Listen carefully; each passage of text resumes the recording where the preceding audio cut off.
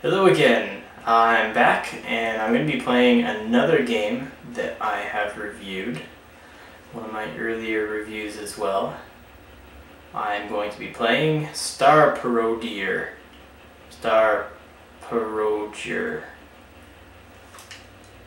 However you pronounce that. I still haven't figured it out.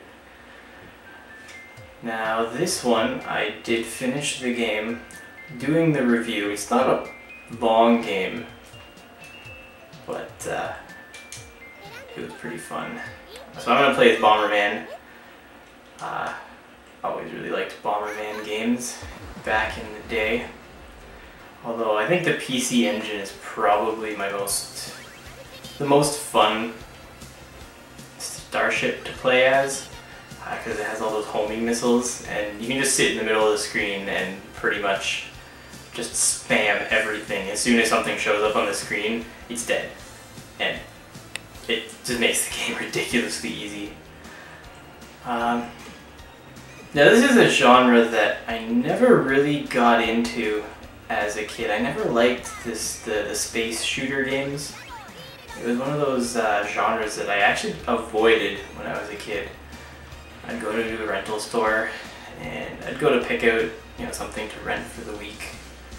Because we did that a lot when I was a kid. We rented lots of Nintendo games. But yeah, I'd look at the back of a box and essentially all I was looking for is this a space shooter, and if it is, I would avoid it.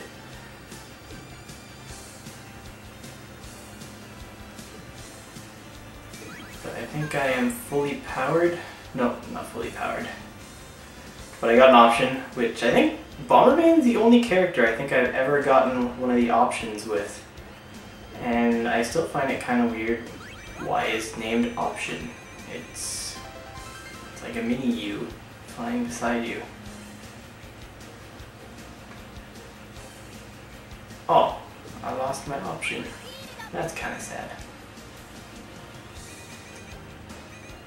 Now this game, as far as space shooters go, this one is a lot easier than most.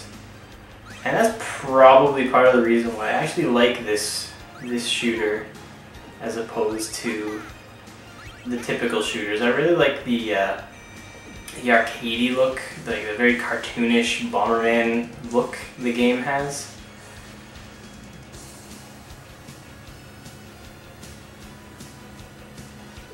Oh, full spread of bombs now.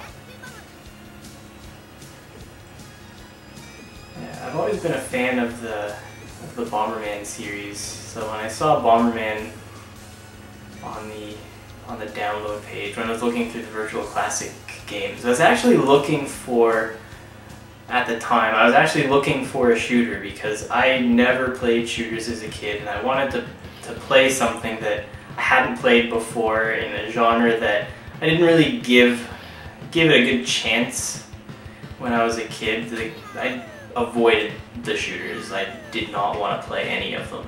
So I never gave them a chance, and I never found one that I liked because I never played them.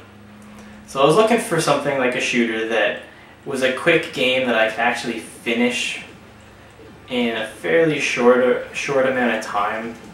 Something I hadn't played before, in a genre that was, I guess, easier to review. Because when I was a kid, all I played were RPGs. It was just RPGs all the time with the odd action game. And when I was young, really young, I played quite a few platformers.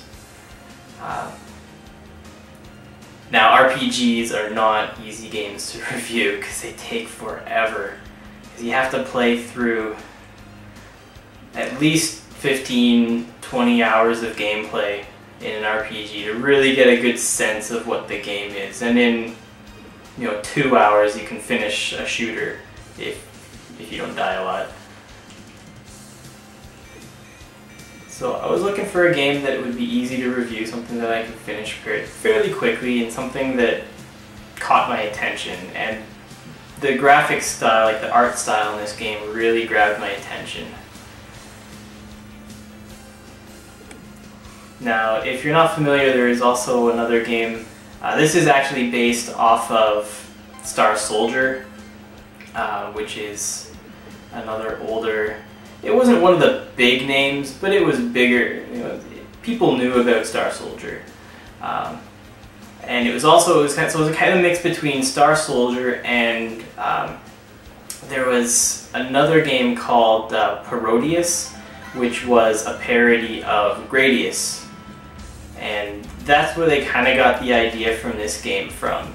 It was a parody of Star Soldier, which had already been done with the Parodier. And they did a few Parodier games, if I remember correctly. So it wasn't an original idea, but I do like the way this game plays.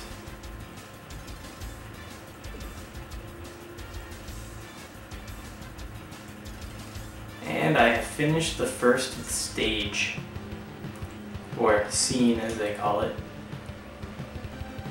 Now, the thing with this game is, if you don't die, it's not hard. You can, with a fully powered up ship, you can blow things up before you even see it in most cases. But once you die, once you get hit, I think I have a shield so I can get hit a couple times. But once you die and you start off with no power-ups at all, the game becomes really hard. Not as hard as other first-person or top-down shooters would. Ooh, I got a second option. I got a full stream of little Bomberman dudes now. Just fly back and forth. Oops. The other thing is when you have all these power-ups on the screen, you usually pick a color and stick with it.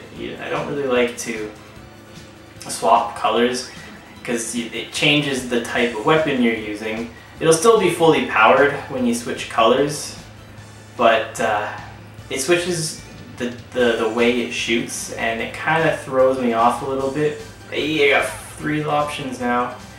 But yeah, if I was to switch to red, I wouldn't have the bombs anymore. I'd be shooting, I think, a rapid-fire tri-shot all over the place, which I don't need because I've got 3 options. Haha. So, you kind of get used to one color. Like I'm playing with the blue power-ups, so I have the bombs. And that's, you kind of get used to using one weapon, and then when you switch weapons, you make some mistakes, because you're not paying, you kind of expect one thing to happen and it doesn't happen. And when you keep switching a lot, then you're more likely to make mistakes. And that was a really simple mini-boss. Of course he would be, because I'm fully powered.